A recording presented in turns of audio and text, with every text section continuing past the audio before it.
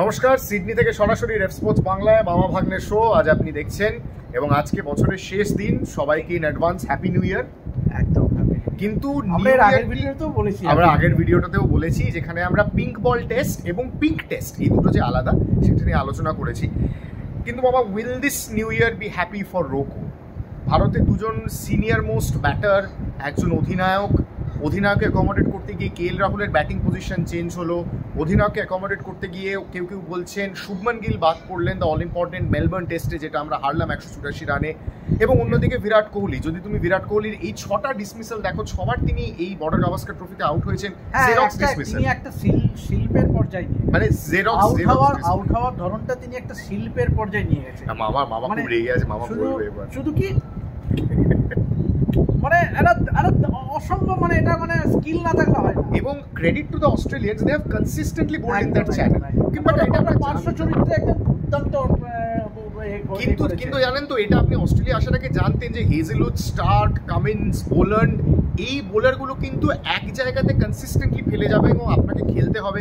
So মামা, what's the way forward? You have been covering cricket for so much. দেখো, এটা bottom line কিছু না, এটা কোনো রকেট সায়েন্স নেই। তার জন্য তোমাকে যে এটা যে কেউ মানে হু ফলোস ক্রিকেট ক্লোজলি সেই বলে দিতে পারবে যে the key for doing well here in Australia is to leave the balls, leave the deliveries outside the off stump. আমি ভাবলাম তুই বলবি leave the two batters out of the side। না, একদমই না। দেখো, ডেফিনেটলি প্রশ্ন তো উঠছেই, কিন্তু আমার ধারণা দুজনেই খেলবে।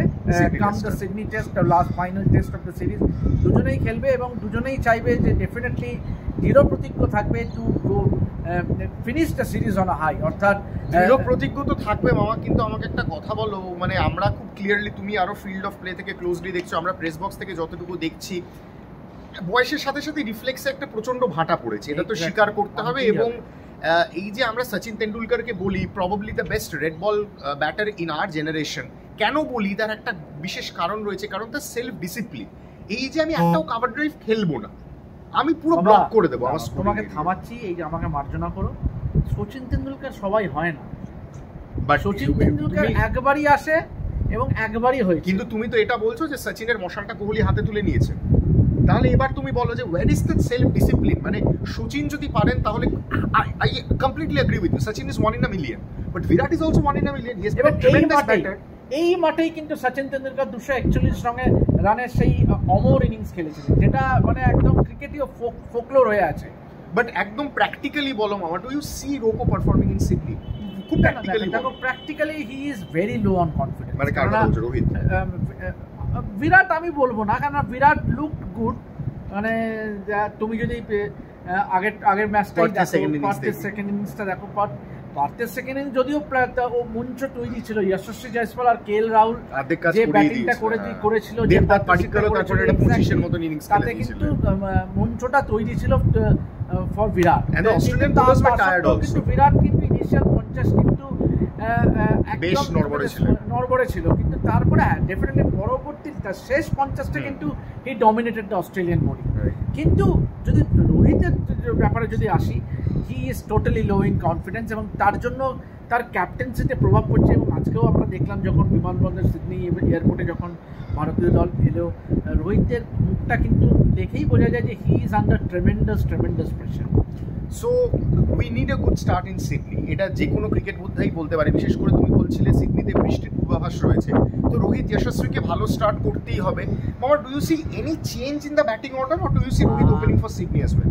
আই স্টিল বিলিভ যে দেখো, রোহিত কি ডেকে বসাবে? আমার ধারণা না।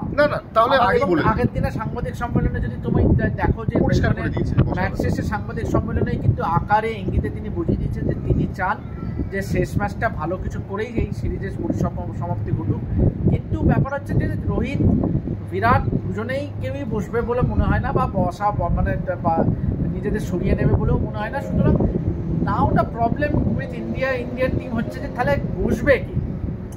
তুমি শুভমান গিলকে খেলাবে না? আমার কেন জানি মনে হচ্ছে ওয়াশিংটনের বদলে হয়তো শুভমান আসবে। ওই একমাত্র তোমার তো তাহলে আর কারো option, because Nitish Reddy has scored 100.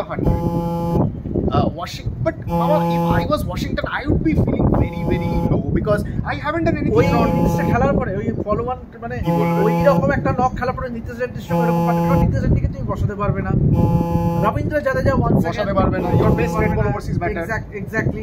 তাহলে বলির পটা এখন কি হবে? অবভিয়াসলি তুমি বলেই দিলে, তুমি প্রশ্ন করলে তুমি but Sydney you want to go in with two spinners mama, the most 100 bar 100 then do you see the combination on আমি তো এইখানেই, তাহলে তুমি বসাবে কাকে? মানে Indian team is in a precarious situation যে কাকে বসাবে, এবং এখানে এই মুহূর্তে যদি কাউকে বসাতে হয় সেটা অধিনায়ক নিজে যদি সরে যান তাহলে ব্যাপারটা অনেকটাই, কারণ তার অনগোয়িং বর্ডার গাভাস্কর ট্রফিতে এভারেজ 6 তুমি বলছো 6.20 which is not at all good, but জানেন তো এখানে আরেকটা পয়েন্ট আছে মামা, দীনেশ কার্তিক যেটা বলছিল গতকাল যে Rohit has been India's best test batter for the last 2.5 years, এবং যেটা আমরা ফার্স্ট স্টেপ নিয়ে পিছে থেকে লাভ নেই, you have to think about the present and look towards the future also.